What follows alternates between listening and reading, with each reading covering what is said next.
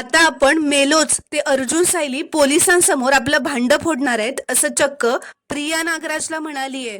श्री स्वामी समर्थ प्रेक्षकांनो, आता प्रिया धावतच एका जागी येऊन थांबलेली असते व खूपच घाबरत नागराजला फोन लावते। तर नागराज जेलमधून फोन उचलतो व म्हणतो, आता कोण खेळ असल्यासारखं सारखं सारखं फोन करते ग।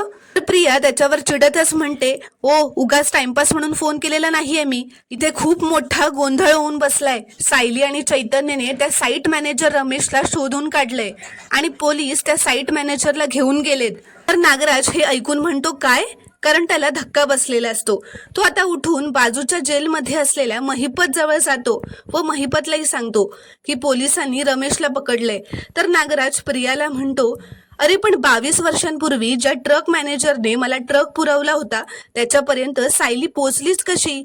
त्या रमेशने तोंड उघडलं ना तर मी मेलोच। तर महिपत नागराजला म्हणतो, त्याने तोंड उघडलं ना तर फक्त तू नाही मरणार, मी पण मरणार आहे। तर प्रिया नागराजला म्हणते, सगळ्या गोष्टी आपल्या हातातून कशा काय निसटत चालल्यात तेच कळत नाहीये। तुम्हाला वाटलं होतं ना की तुम्ही तेव्हा खूप मोठा तीर मारलाय, पण आता मला कळतंय की तुम्ही किती पुरावे मागे सोडले ते। तर नागराज म्हणतो, बाई तू मला अजून घाबरवू नकोस आता। तर महिपत नागराजला म्हणतो, तुला काय घाबरवायचं, सदान कदा घाबरलेलाच असतोस तू।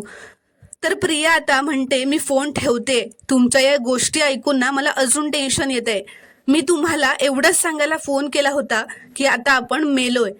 ते सायली अर्जुन पोलिसांसमोर आपलं भांड फोडणार आहेत आणि आपलं सत्य सगळ्यांसमोर आणणार आहेत, हे असं म्हणत आता प्रिया रागातच फोन ठेवून देते। आणि आता नागराज आणि महिपतला खूपच टेन्शन आलेलं असतं।